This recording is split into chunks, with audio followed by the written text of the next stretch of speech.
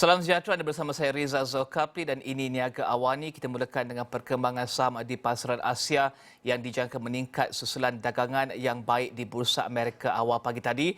Dalam masa yang sama, pelabur turut menantikan data KDNK China untuk suku pertama yang akan diumum jam 10 pagi nanti. Tahun ke tahun, ekonomi China dijangka tumbuh 19% suku pertama. Suku ke suku, ia dijangka tumbuh 1.7%.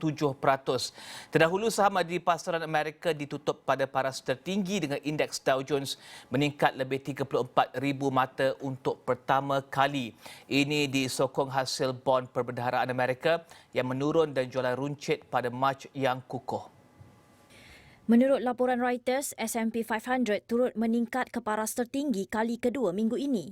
Indeks Dow Jones naik 305 mata, Nasdaq naik 180 mata dan S&P 500 naik 45 mata. Menurut penganalisis yang dipetik Reuters, biarpun penilaian untuk saham teknologi kekal tinggi, wujud keyakinan yang syarikat ini mampu untuk berikan aliran tunai untuk justifikasi penilaian tersebut. Pada semakan akhir, hasil bond 10 tahun Amerika jatuh ke paras bawah 1.6%.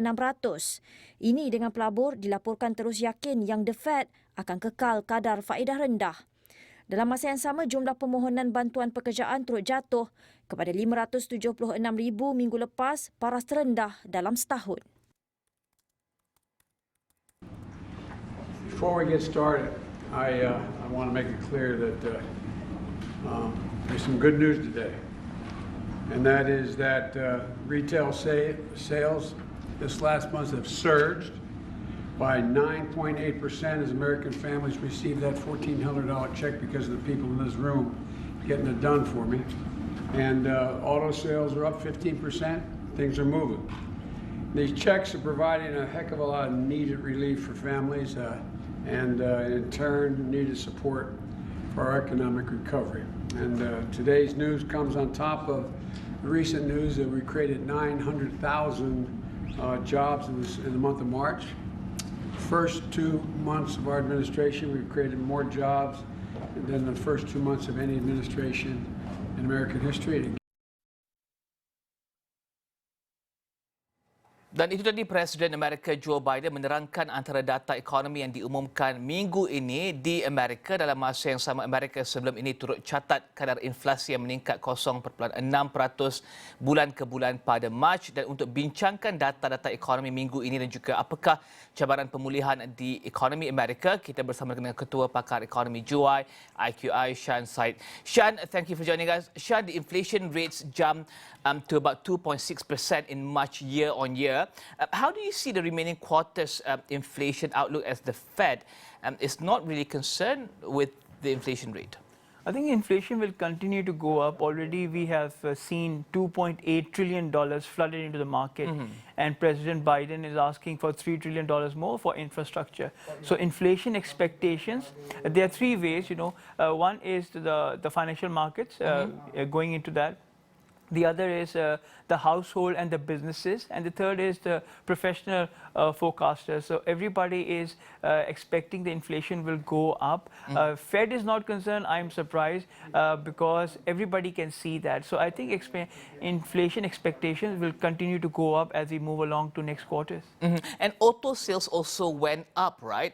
Recently, I think according to Joe Biden, the auto sales number were also up, and 900,000 new jobs were added in March. It looks like the US is heading for a strong recovery. What are the headwinds can we expect in the next few months, perhaps? Everybody has got $1,400 in their account, so people are spending money, but there are concerns that people are saving money as well, and many people have been deleveraging. So when you are actually deleveraging, you are creating a subpar growth. So there are all expectations that recovery figures will go up. But the biggest headwind right now is, how fast the American economy can vaccinate people and how fast they can open up the economy. As we can see, many economies in Asia are moving much faster because they're opening up as compared to many advanced economies like Japan, Europe, or US. So I think it all depends how soon the economies will open, and the recovery depends on that. Let's talk about when Fed will perhaps raise the interest rates. Is it going to be in 2022 or 2023? Looking at the prices of industrial goods and components that are rising right now, do you think Fed will perhaps look at a preemptive move or behind the curve move? I think previously they said inflation, because of the inflation numbers were so low, that they will increase interest rate in 23 or 24. But now with inflation numbers coming back very strongly and inflation is showing its head, I feel they will increase the interest rate by 2022, not in 2023. But once they increase the interest rate, the question is whether the economy can take the pressure of higher interest rate, whether the corporates can bear the highest cost of capital.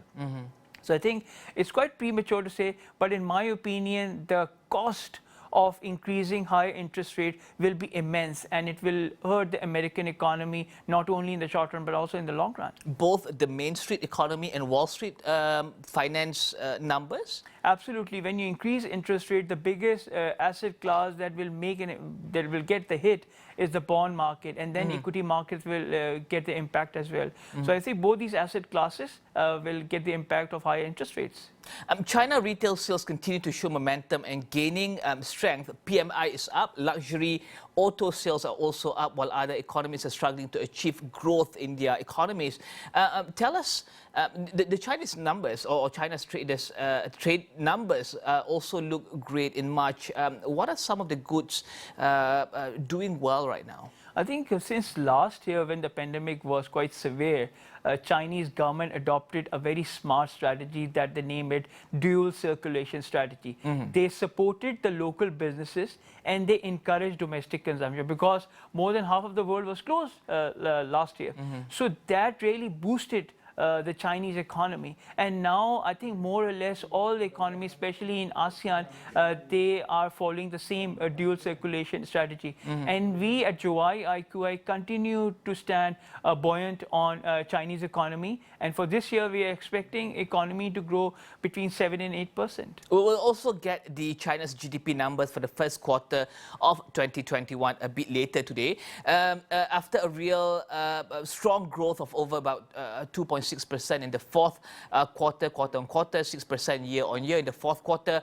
Tell us about the first quarter and what numbers can we expect? I think first quarter was also a bit challenging for China, right?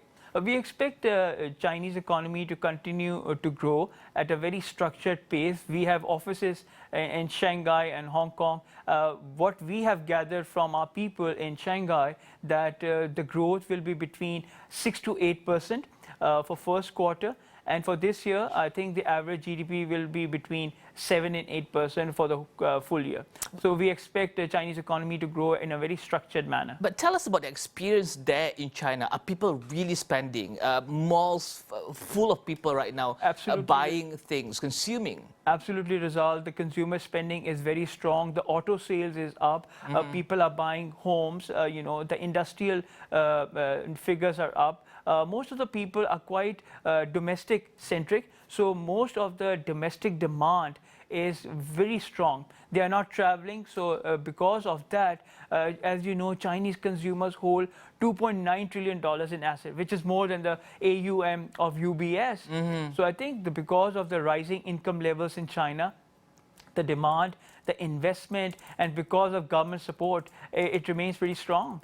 Okay, and Shan, let's talk about the oil prices. Oil prices have appreciated almost about 30% this year. What's the main reason for the recent hike in oil prices? Do you foresee a more stable prices moving forward? There are basically three reasons. The economies are opening up. Number two, the geopolitical risk is going up and is making impact. And third, the dollar depreciation will make an impact on the oil prices. So I think because of these three reasons, oil prices are on the upsurge. By the year end, we expect the demand for oil will be between 90 and 98 million barrels per day. Okay, and do you think OPEC is going to make another round of production cuts? Will Saudi or the Russian call the shots? Saudi needs between $78 and $83 per barrel Yeah. to balance the budget. Russia needs 45 to 55. So I think most likely they will be calling the shots, and they will be reducing the production maybe by June or by July this year. Let's talk about the Singapore's GDP that was also announced. I think it was this week, right? Expectation, or they expected, or Singapore is expecting to achieve about 4 to 6% growth this year. Do you think it's achievable? Looking at how things are in Singapore right now? Things are picking up in Yeah. Singapore. It's a trading hub, and they are exporting most of the stuff. So I think the GDP numbers that they have given between 4 and 6% very much achievable. It's pragmatic. So we at Joy IQI, we expect the Singapore will be able to achieve between 4 and 6% for this year. On that note, thank you very much Ketua Pakar Ekonomi Joy IQI Aisyah Said for joining us today. Dan kita akan berhenti berehat seketika, kembali selepas ini.